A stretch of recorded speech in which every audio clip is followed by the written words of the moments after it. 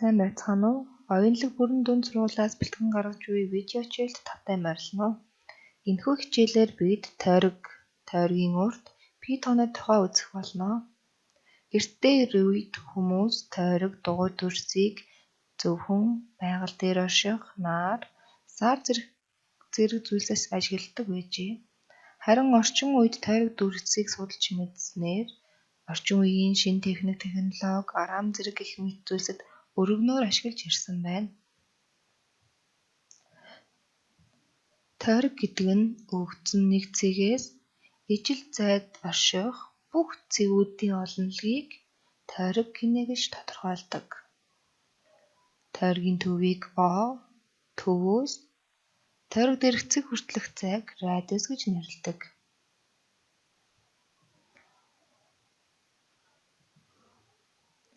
Харин тойрог дээрх цэгээс тойрог дээрх нөгөө цэг хүртэлх эрчмийг тойргийн хөвч, харин тойрог дээрх цэгээс тойргийн төвийг дайрсан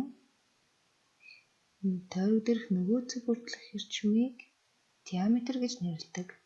Өөрөөр хэлбэл диаметр нь тойргийн хамгийн урт хөвч юм аа. Тойргийн диаметрийг D-гээр тэмдэглэдэг 2 R-тэй тэнцүү байна. Харин тойргийн урт нь P-гээр тэмдэглэж 2 R-ийг үржих нь P-тэй тэнцүү байна. Өөрөөр хэлбэл диаметрийг үржих нь P-тэй тэнцүү байна. P гэж юу вэ?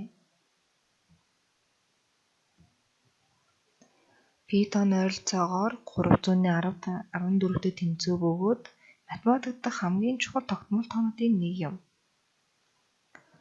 Хавтгайн геометрт аливаа тойргийн уртыг түүний диаметрт хуваасан харьцааг P тоо гинэ гэж тодорхойлдог.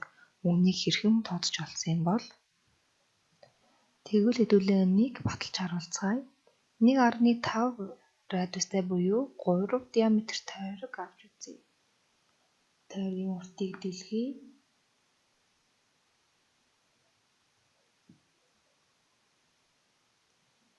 Тойргийн дэлгэсэн уртаа тойргийн диаметртэй тэнцүү буюу 3 см-тай хэршмүүдэд хуваан харъя. 1, 2, 3 бүтэн диаметр цаана бага зэргийн зай олдож байна.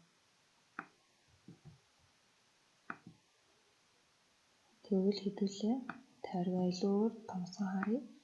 2 радиустай тойрог авч үзье. Тойргийг мөн дэлгэн үзэхэд тойргийн диаметртэй тэнцүү эрчмийг байрлуулан харахад бүтэн 3 диаметр багтаад цаана бага зэргийн зай олдож байна. Өөрөөр хэлбэл тойргийн уртыг тойргийн диаметрт хуваахад 314 гардаг байх нь. Энэхүү байдлаар ямар ч тойргийг дэлгэн харахад энэхүү харьцаа алдагдахгүй 314 хэвээр л байна. Үүнийг математикт P тоон хэмээн тогтмолоор авч үзэх болжээ. Ямар ч тойрог авсан түүний уртыг диаметрт нь харьцуулахад 314 гардаг байна. Цаашдаа бид энэхүү тоог P-г 314 гэсэн тогтмол тоогоор тооцоолон бодох болно. 3 радиустай тойргийг авч үзье. Тойргийн уртыг олцгоё. Тойргийн урт нь 2P үржих нь R байдаг. 3 радиустай учраас 2-ыг үржих нь 3, үржих нь 314. Тойргийн урт нь 1884 гарч байна. Энэхүү хичээлд анхаарал хандуулсан та бүхэнд баярлалаа.